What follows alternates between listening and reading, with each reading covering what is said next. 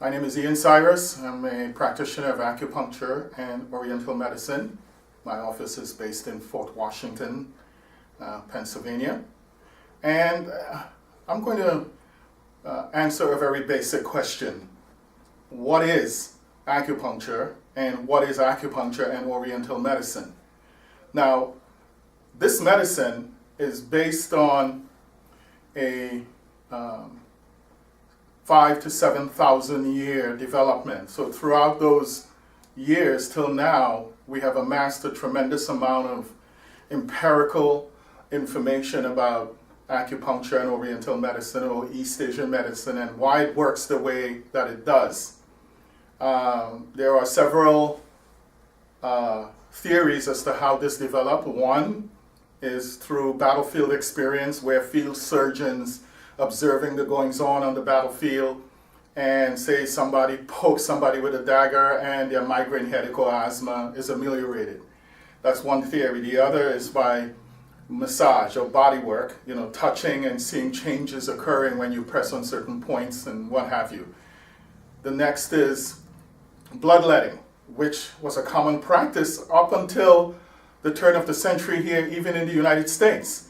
And then the other is divine intuition. Some practitioner, monk, or whatever, sitting on the side of a hill, had a flash of insight and intuit what this thing really looks like. Regardless, though, over the millennia, it's this system of medicine has been codified and recorded and developed its theory and practice of its own.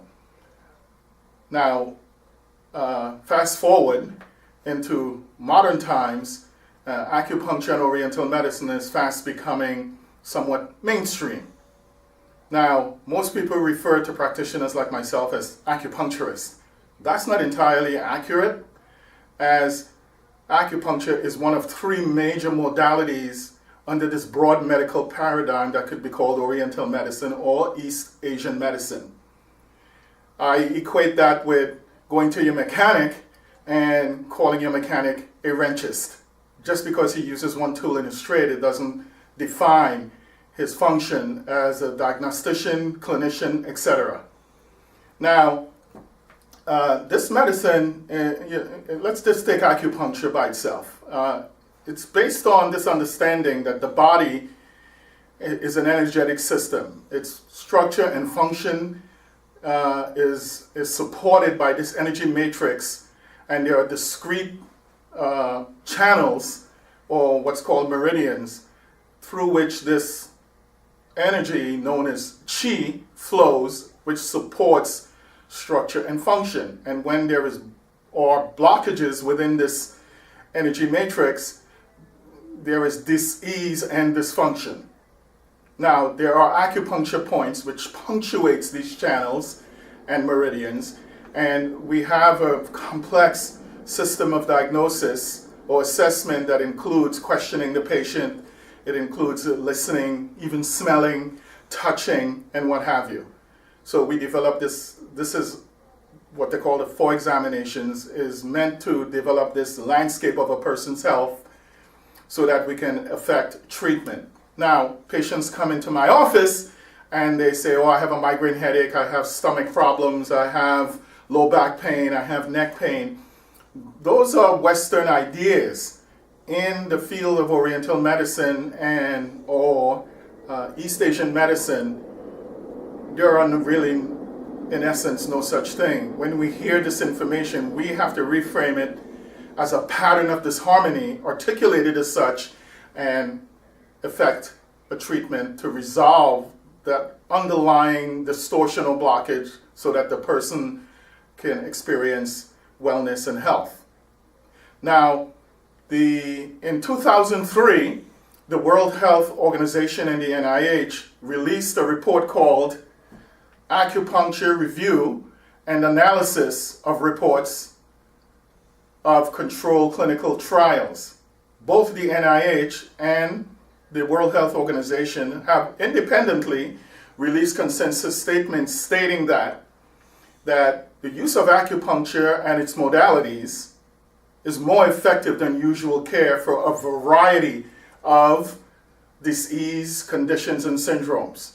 So that said, I'm going to demonstrate on my patient here how this thing works a little bit.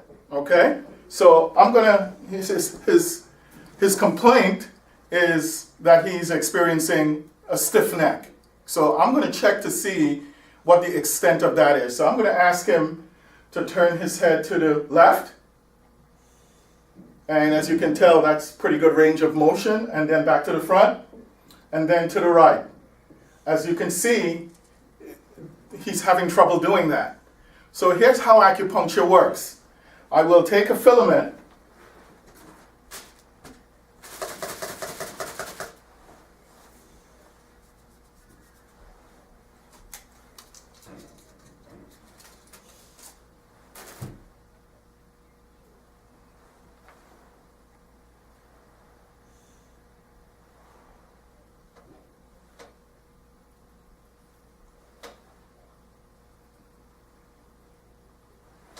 And what I've just done is insert that filament on a point on his wrist. Now, mind you, he's complaining of a stiff neck, and I'm inserting a point on his wrist. Often that confuses people. They're like, wait a minute, I have a stiff neck and you're inserting a point on the wrist. Well, just by example, the anatomical position in acupuncture is not this. This is Western anatomical position.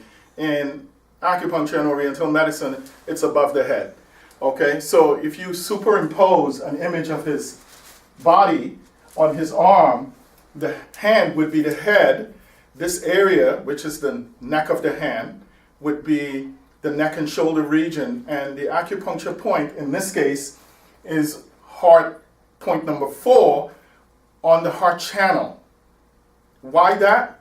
Because there is this relationship, yin-yang relationship, between the heart channel and the gallbladder channel along which his complaint is manifested. Okay? So this relationship is known as a relationship with respect to the Chinese clock. And that represents an AM-PM or yin-yang relationship. So it's all about balancing, this is an example, all about balancing yin and yang. So now that the acupuncture filament is in place, I'm going to test this again, and I've stimulated it so that I clear the blockage in the channel. I'm going to ask him again to turn his head to the left, and then back to the front, and to the right. Okay, now back to the front, up, down, back to the front, left, and right. As you can clearly see, that there's been clear improvement, and this actually works. So if you have any questions or further concerns, feel free to contact me at eastasianmed.com. My name again is A.Cyrus, practitioner of Acupuncture and Oriental Medicine, located in Fort Washington, Pennsylvania. Thank you for watching.